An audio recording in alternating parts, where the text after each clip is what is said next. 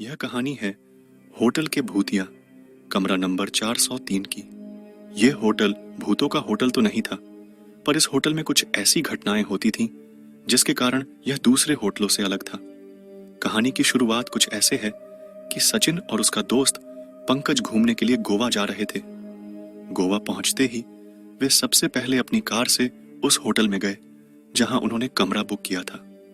वहां थोड़ा आराम करने के बाद वो दोनों घूमने निकल गए। रात होने के बाद जब वो वापस अपने होटल जा रहे थे, तभी खराब मौसम के कारण होटल जाने का रास्ता बंद हो गया था। रास्ते को सही होने में सुबह तक का समय लगने वाला था। सचिन और पंकज ने सोचा कि अपने होटल तो आज रात जा नहीं सकते, इसलिए यही आसपास में किसी होटल में एक रात के लिए कमरा बुक कर लिया जाए और सुबह होते ही अपने होटल चले जाएंगे। वो दोनों कमरे की तलाश में अपनी कार से इधर उधर होटल ढूंढने लगे। आसपास कोई इंसान भी नहीं दिख रहा था जिससे वो लोग किसी होटल का रास्ता पूछ सके। काफी समय बीत जाने के बाद उन लोगों को एक बुढ़ा आदमी दिखा। सचिन ने अपनी कार रोककर उससे होटल का रास्ता पूछा। बुढ़े ने एक और इशारा करते हुए होटल का रास्ता बताया। सचिन बुढ़े के बताए हुए रास्ते की तरफ अपनी कार लेके चल दिया। कुछ दूर चलने के बाद उन लोगों को एक होटल दिखाई दिया। सचिन और पंकज ने चैन की सांस ली और होटल के अंदर चले गए। होटल के अंदर जाके उन्होंने काउंटर पर खड़े आदमी से रात भर रुकने के लिए एक कमरा मांगा। उस आदमी ने होटल के कुछ नियम बताए और एक कमरे की चाबी सचिन को दे दी। सचिन और पंकज चाबी लेके कमरे की ओर चल दिए। चाबी पर कमरे का नंबर लिखा था, कमरा नंबर 403। सचिन और पंकज चाबी लेके कमरे की ओर चल दिए। होटल में हर मंजिल पे चहल पहल थी। इन दोनों का कमरा तीसरे मंजिल पे था। वो मंजिल बिल्कुल सुनसान थी। खैर, वे लोग इस बात पर ज्यादा ध्यान नहीं दिए। उन्हें तो यहाँ बस एक रात ही गुजारनी थी, इसलिए वे लोग अपने कमरे के अंदर चले गए। अंदर पहुंच के उन्होंने देखा कि ये उस कमरे में तो काफी धूल है। ऐसा लग रहा था जैसे कई सालों से वो कमरा बंद पड़ा हुआ है। वहां ना तो पीने का पानी था, न ही नहाने का। सचिन ने वहां पे रखे फोन से होटल के स्टाफ को कॉल किया।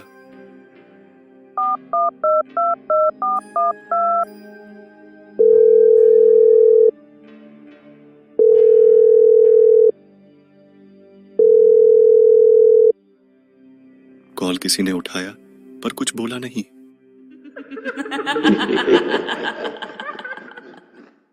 डरावनी सी हंसी के बाद कॉल कट गया। उसके तुरंत बाद ही वापस उसी फोन पे कॉल आया।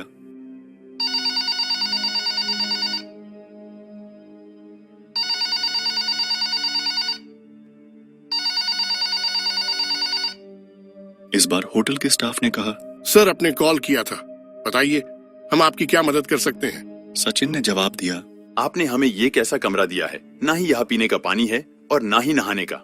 चारों तरफ सिर्फ धूल ही धूल है। आप जल्दी से यहाँ आइए और ये सब सही करवाइए। स्टाफ ने इस बात की माफी मांगी और कमरे का नंबर पूछा तो सचिन ने जवाब दिया, कमरा नंबर 403। इतना सुनते ही स्टाफ डर गया और डरते हुए सचिन से पूछा, सर आप उस कमरे में क्या कर रहे हैं। राहुल ने चिल्लाते हुए कहा, ये क्या मजाक चल रहा है? आप लोगों ने ही तो मुझे इस कमरे की चाबी दी थी।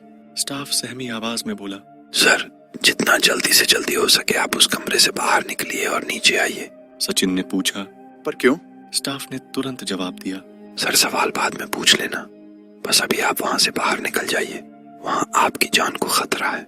इतना सुनते ही सचिन और पंकज कॉल कट करके कमरे से बाहर निकलने के लिए दरवाजे की तरफ जाने लगे। तभी किसी ने दरवाजा खटखटाया।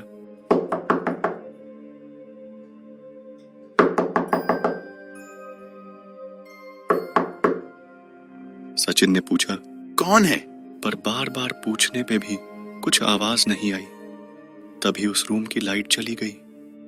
सचिन और पंकज अब समझ गए थे कि ये भूत प्रेत का मामला है। वो दोनों काफी डर चुके थे। तभी बाहर से आवाज आई, सर आपने कॉल किया था, सफाई और पानी के लिए मैं वही ठीक करने आया हूँ। तभी फिर से कमरे में रखे फोन पर कॉल आया।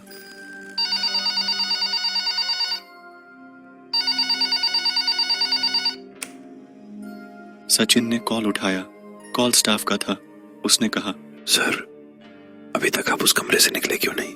सचिन ने जवाब दिया, कमरे के बाहर एक होटल का स्टाफ आया है जो कह रहा है कि वो सफाई और पानी ठीक करने आया है।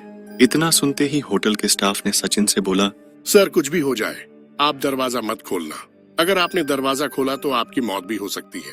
ये सुनते ही सचिन और पंकज दोनों बहुत डर गए। फिर स्टाफ ने कहा, सर आप अंदर ही रहिए, हम लोग आपको बचाने ऊपर आते हैं। कुछ देर बाद कमरे के बाहर से आवाज आई, सर हम लोग आ गए हैं, आप दरवाजा खोलिए।